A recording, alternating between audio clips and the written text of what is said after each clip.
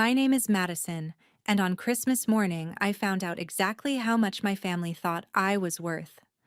There wasn't any screaming, no broken plates, no dramatic meltdown. Just my mom wiping her hands on a holiday apron, turning to me like she was asking me to pass the salt. "We sold your Tesla," she said, "and we emptied your savings. Your sister needs a down payment for her apartment." A second later, my dad pressed a paper into my hand, his voice low and cold in a way I'd never heard before.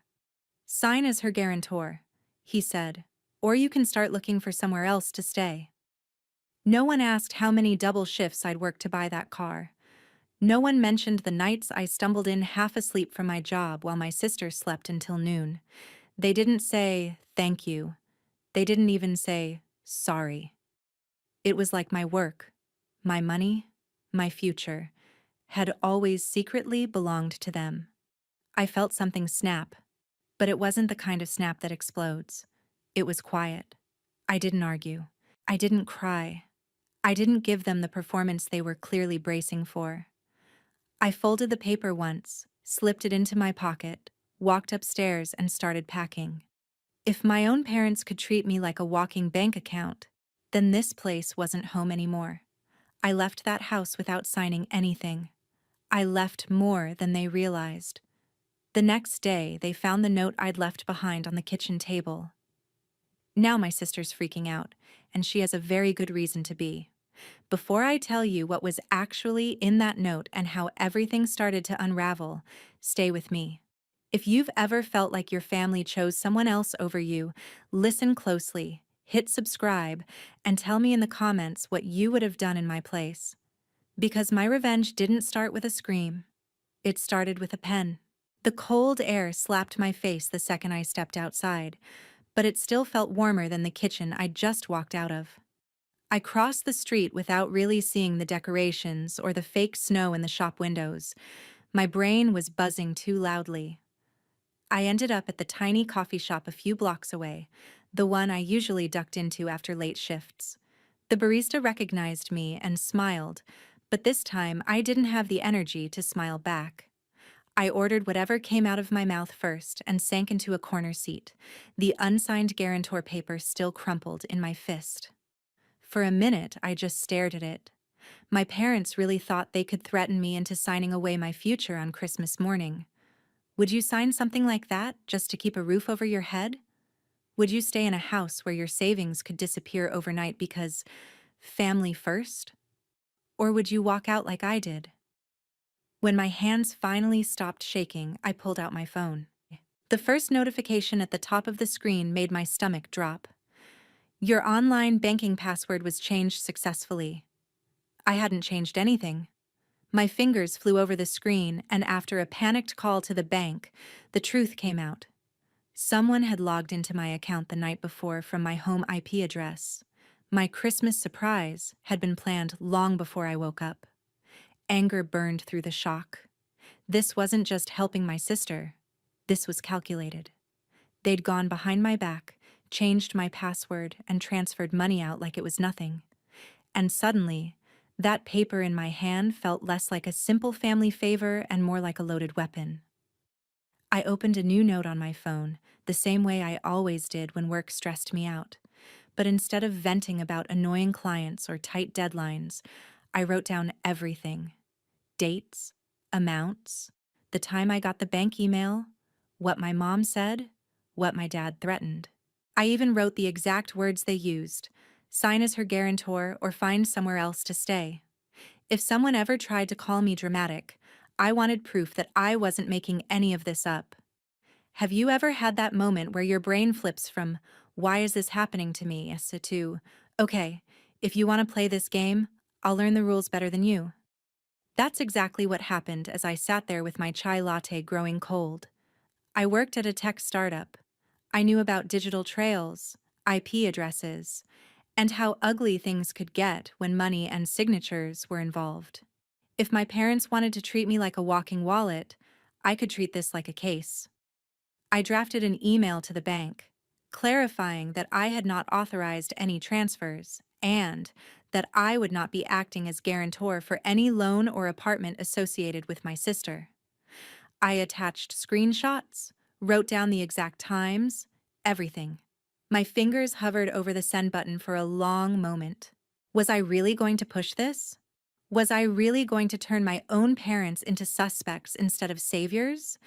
But then I saw the line on my banking summary, the total amount drained from my savings. The number represented years of skipped vacations, cheap lunches, and saying no to myself so I could finally say yes to a stable future. That was the moment my guilt finally died.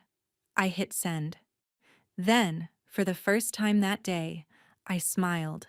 That night, I went back to the house one last time while they were asleep, packed the rest of my things, and left a short, handwritten note in the center of the kitchen table where they couldn't miss it. I didn't explain everything. I just chose one sentence that would hurt in a way they didn't see coming. The next morning, that note would be the first thing they saw, and the reason my sister started freaking out. My new room was barely big enough for a bed, a desk, and a cheap wardrobe that squeaked whenever I opened it. But it was the first space in my life that truly felt like mine. No one could unlock the door without my permission. No one could empty my drawers or my bank account while calling it helping family. The smell of fresh paint mixed with instant noodles and cheap coffee, and somehow that combination felt more honest than cinnamon and pine ever had. I crashed there that first night, half expecting my phone to explode with messages.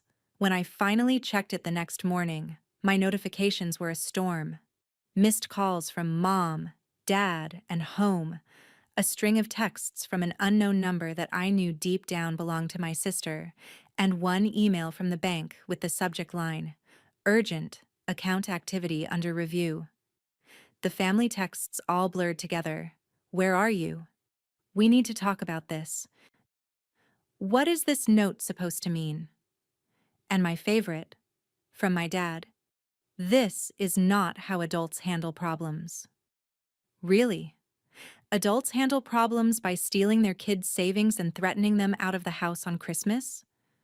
Would you feel guilty for walking away from that? Or would you feel relieved that you finally saw people for who they actually are? The note I'd left on the table had said just one line: "I've already spoken to the bank and reported the transfers and the guarantor document. Do not sign anything in my name again." That was it. No love, no Merry Christmas, nothing. Just a sentence that told them they'd crossed a line they couldn't pretend was miscommunication. Around noon, I dragged myself out to meet Logan near the park by our office. Logan had been my work friend for years, the kind of person who remembered everyone's coffee order and could read bugs in code like they were gossip columns. When he saw my face, he didn't ask, "What's wrong?" He just said, "Tell me who to hate," and handed me a coffee. I told him everything: how my parents had changed my banking password, emptied my savings, sold my car, and tried to force me into signing as guarantor. I even showed him the email from the bank. His expression shifted from shock to fury. "They did all that without your consent?" "Madison, that's not just messed up, that's potentially criminal." Hearing someone else call it what it was made something click in my chest. It wasn't just me being too sensitive. It wasn't me being dramatic. It was wrong. "Look," Logan said, leaning in, "you don't have to drag them to court tomorrow. But you also don't have to lie down and let them walk over you. You've been carrying everyone for years. How many vacations did you skip so you could throw money at their emergencies?" Too many. I could list them like seasons. Birthdays I spent working, weekends I spent catching up on deadlines so I could cover just one more thing at home. Later that week, Grace came over to see my new room. She swept her eyes around the tiny space, then nodded approvingly. "Honestly, it fits you. Fresh start. Ugly wardrobe and all." When I told her about the note and the bank email, she didn't tell me I'd gone too far. She just asked, "What do you want them to feel? Ashamed? Scared? Or do you just want them to stop?" It was a simple question, but it dug deep.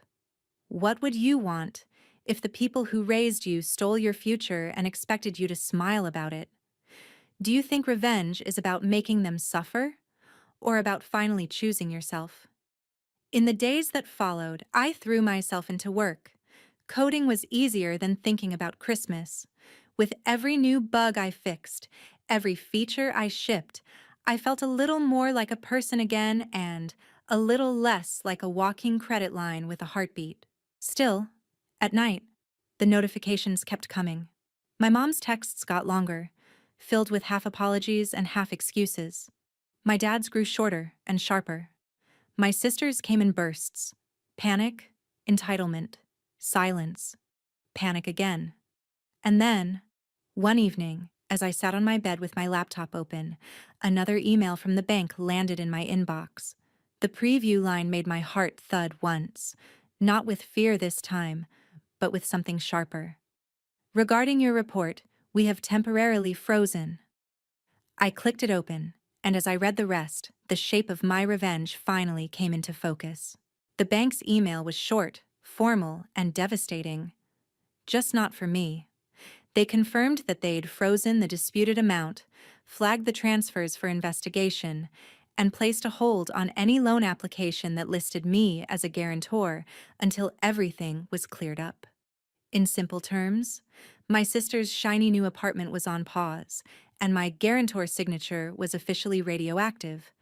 I stared at the screen, imagining my parents and my sister sitting in some polished office, smiling at a loan officer, right up until he mentioned that there was an issue with the guarantor. I wondered if the blood drained from my dad's face first, or if it was my mom who started stuttering. Petty? Maybe? Honest? Definitely. A few hours later, my mom texted, "Can we meet for coffee? Just us. Please." Grace and Logan both told me the same thing in different words. Go. But don't go alone. Not physically, but mentally. So before I left my tiny room, I opened the voice recorder app on my phone and slid it into my jacket pocket. I wasn't going there to scream or to beg. I was going there for clarity, maybe even for leverage. The cafe my mom chose was too familiar. It was the one we used to visit after school when she'd tell me I was the responsible one, the good example, the future of the family. Funny how fast future turned into funding source. She was already sitting there when I arrived, hands wrapped around a mug she wasn't really drinking from. When she saw me, her eyes filled with tears instantly. "Madison," she breathed, standing halfway from her chair like she wasn't sure if she was allowed to hug me. "You look tired." "I wonder why," I said, sitting opposite her. My voice sounded colder than I felt. Inside, I was a mess of anger, grief, and that tiny leftover part of me that still wanted my mother to choose me for once. "Sweetheart, about Christmas," she began. "Don't call it Christmas," I cut in. "Call it what it was. A meeting where you and Dad announced that you'd emptied my savings and sold my car without permission, then threatened to kick me out if I didn't sign away my future." She flinched at the word threatened. "We didn't mean it like that," she whispered. "We were desperate. Your sister, she needed help. The landlord raised the rent. The market is crazy. We thought you'd understand." "Understand what?" I asked. "That my years of work are just spare change for your favorite child? That my consent doesn't matter as long as you can come up with a sad enough story?" Her mouth trembled. "You know your sister has always struggled more than you. She's not as focused. She makes bad choices. We just wanted to give her a chance. By stealing mine," I said quietly. "Did you even hesitate before logging into my account? Did you think, just once, maybe we should ask Madison first, or was it easier to assume I'd forgive you like I always do?" Silence settled between us like a third person at the table. This was the part where she usually flipped it, made herself the victim, told me how hard parenting was, how I didn't understand the sacrifices they made. I braced for it. Instead, she whispered, I know what we did looks bad on paper, but we are family. We thought you'd sign. We never thought you'd report us.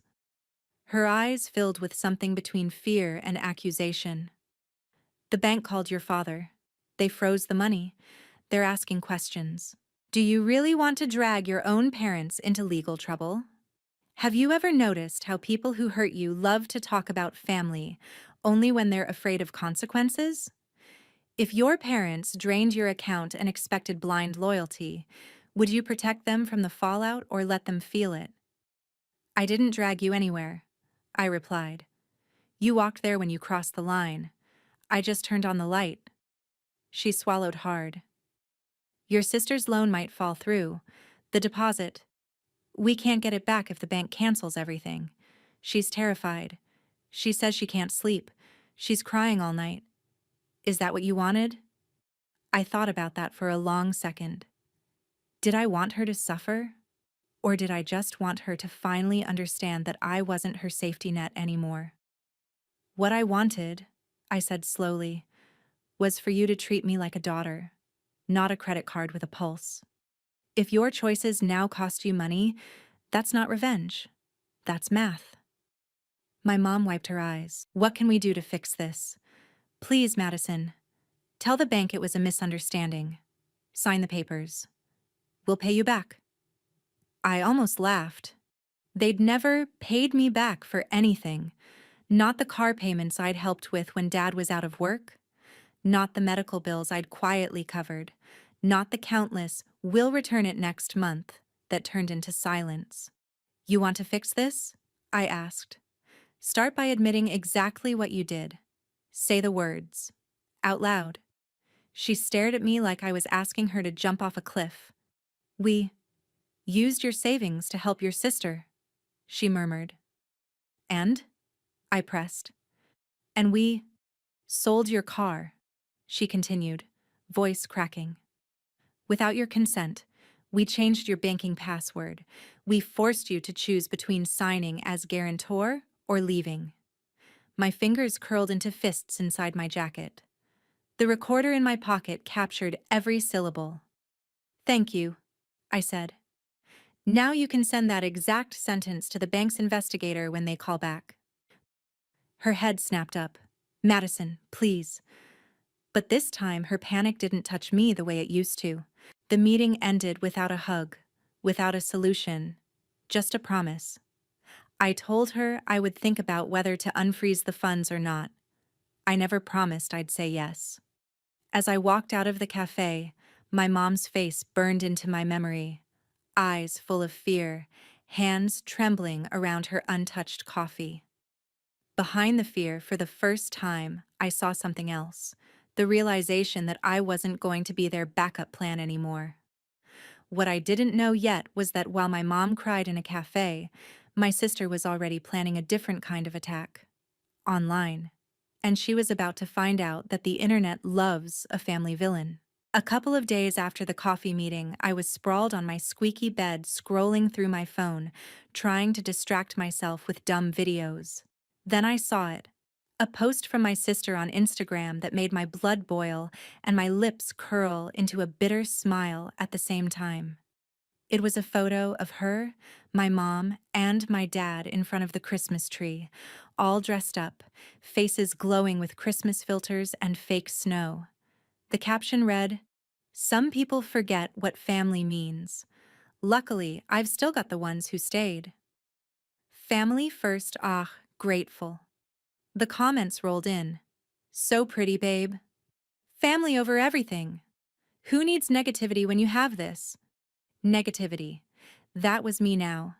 Negativity. Not the drained bank account, not the stolen car, not the manipulation, just the one person who finally said, no.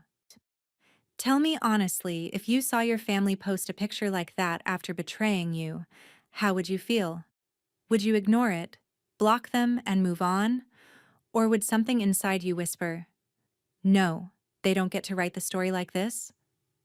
I took a screenshot, then another, when my sister replied to someone's comment with, "Real family shows up when it matters, not when there's money involved." The audacity almost made me laugh. Money was literally the only reason any of this was happening. My DMs started filling up next. Friends and cousins sent me the post with wide-eyed emojis.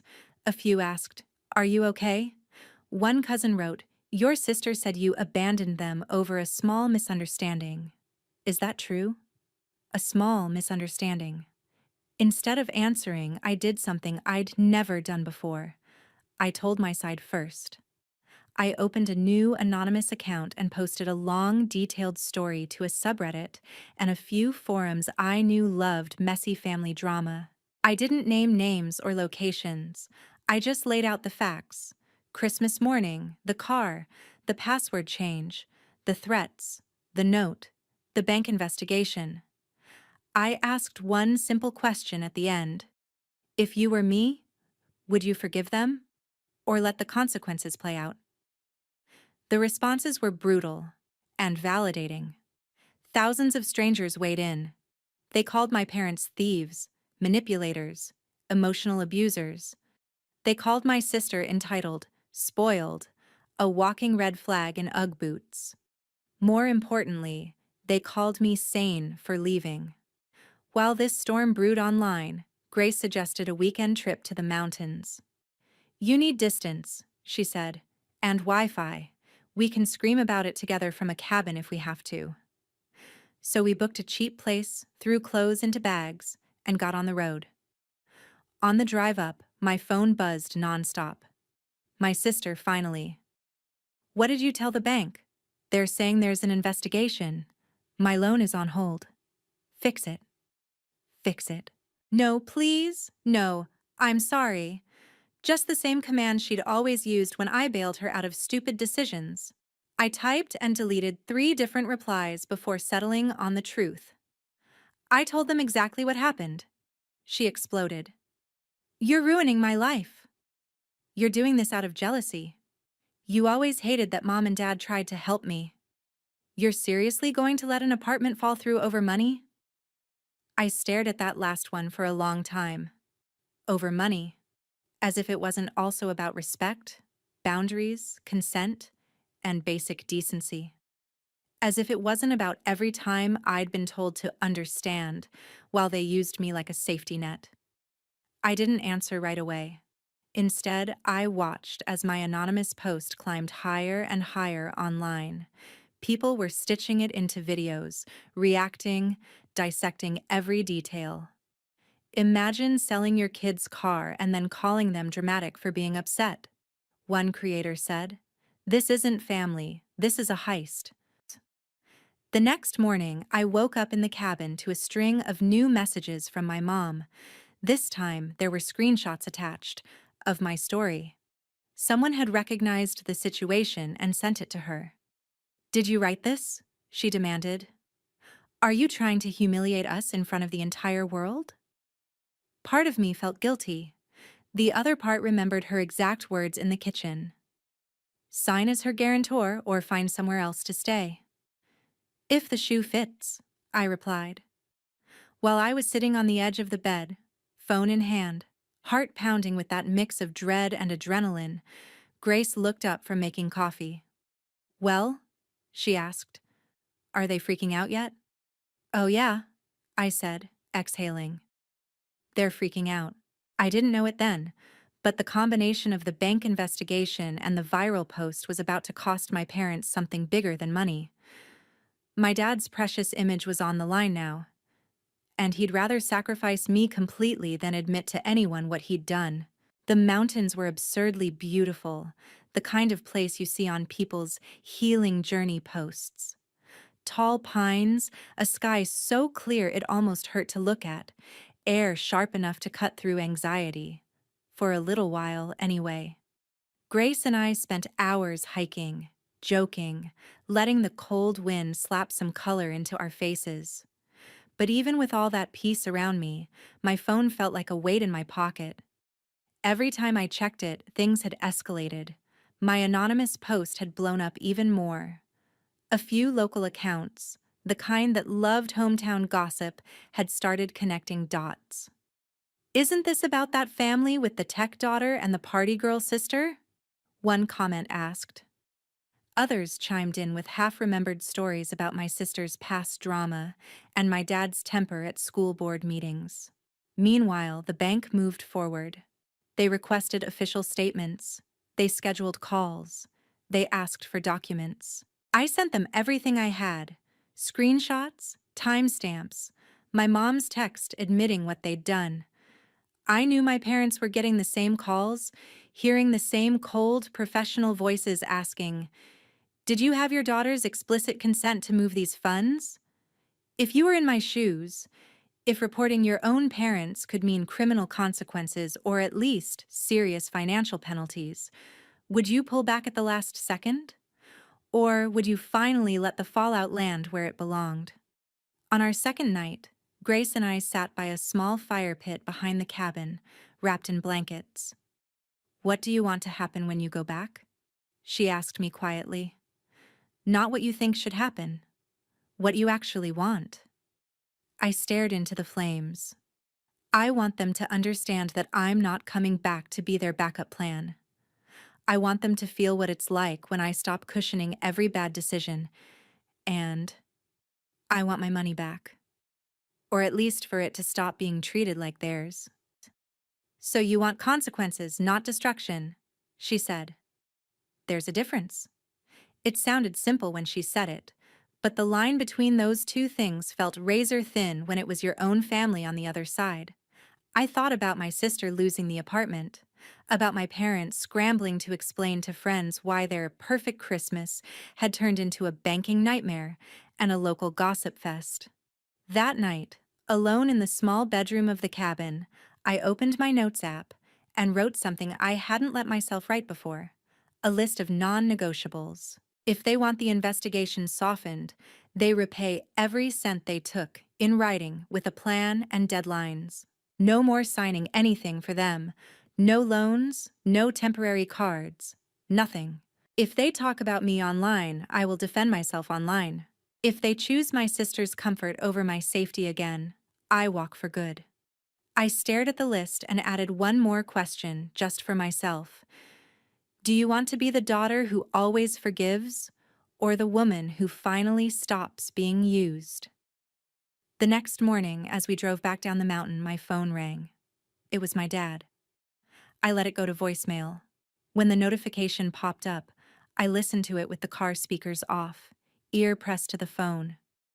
His voice was tight, angrier than I'd heard in years. "Madison, this has gone far enough.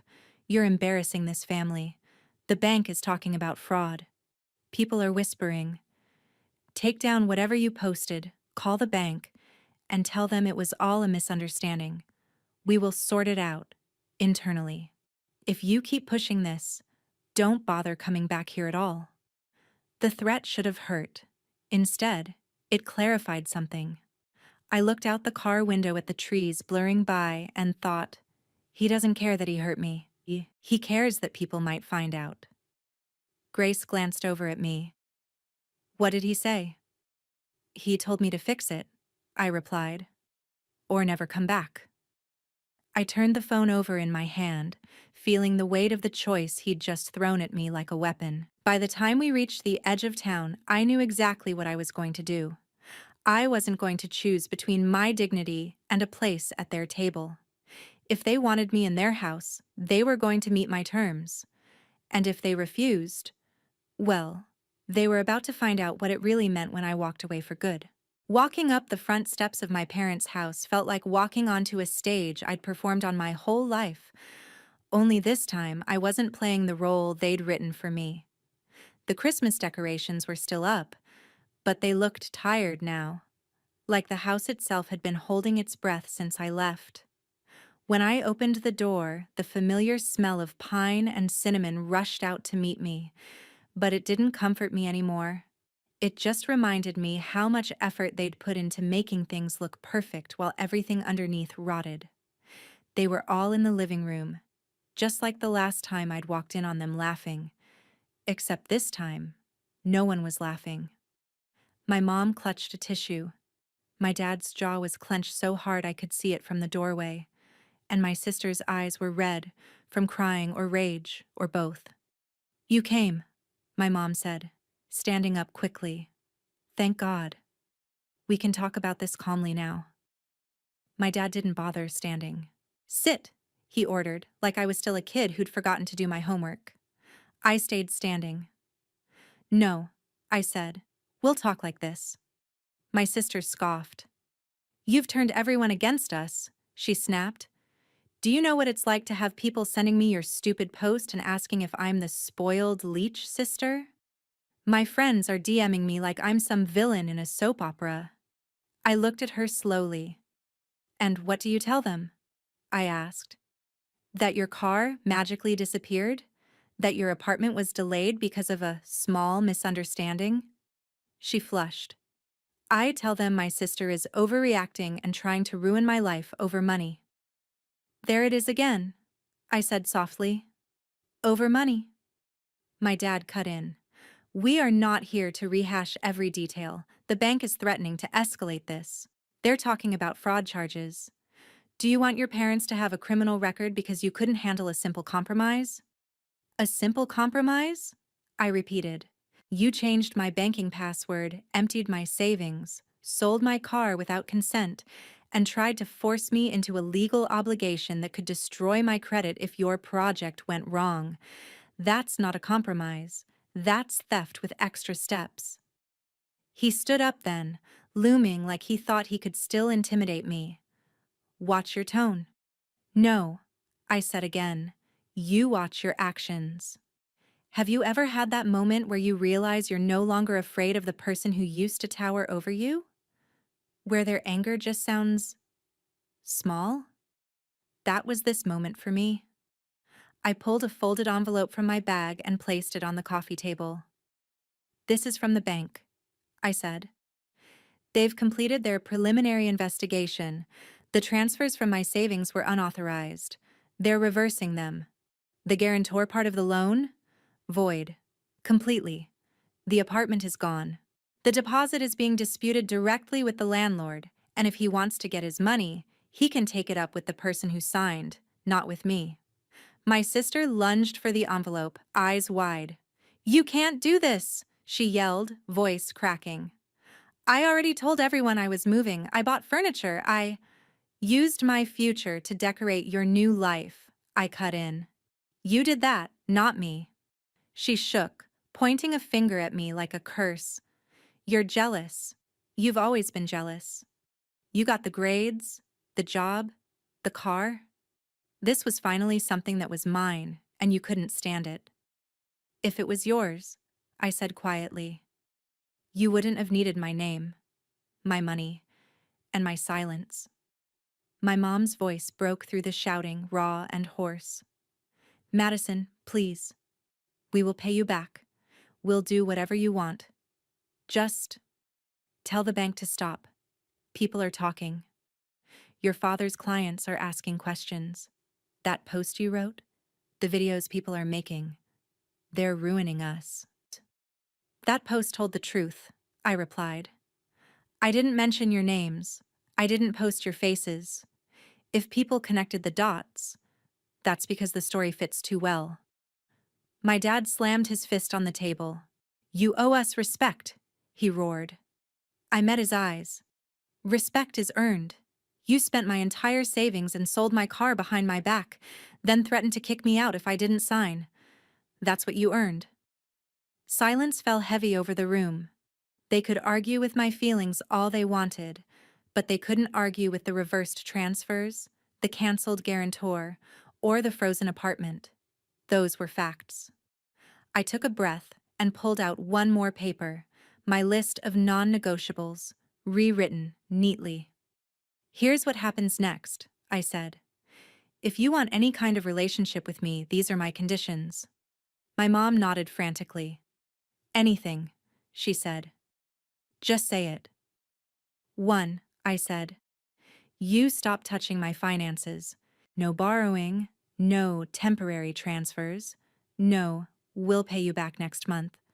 I am not your safety net anymore." 2. If you talk about me online or twist this story to make yourselves the victims, I will keep defending myself with receipts. 3.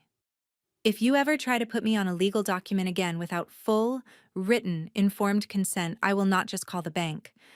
I will call a lawyer.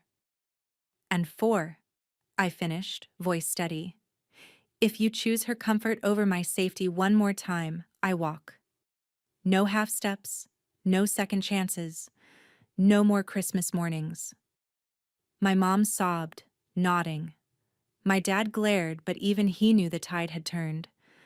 The bank, the money, the public humiliation, none of it could be undone by yelling at me in the living room. My sister sank back onto the couch, staring at the envelope like it was a snake. "So that's it," she muttered. "You ruined my apartment. You ruined my plans. Happy now?" I looked at her one last time. "No," I said honestly. "I'm not happy or hurting. I'm just done being the only one who gets hurt so everyone else can be comfortable."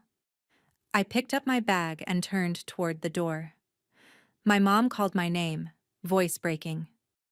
"Will you come back? For dinner? For anything?" I paused in the doorway. "Maybe," I said.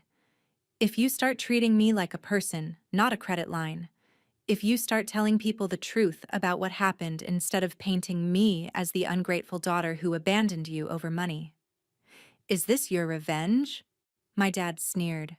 "Making us grovel?"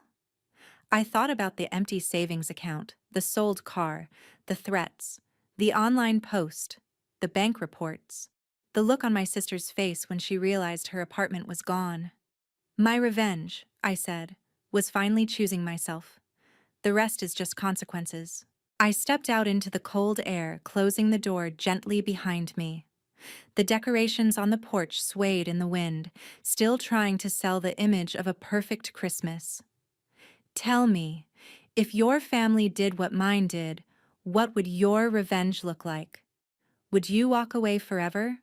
Or would you stay with strict boundaries and let them feel every single consequence? Let me know in the comments. Because my story might be over for now, but I know a lot of you have your own family revenge stories waiting to be told."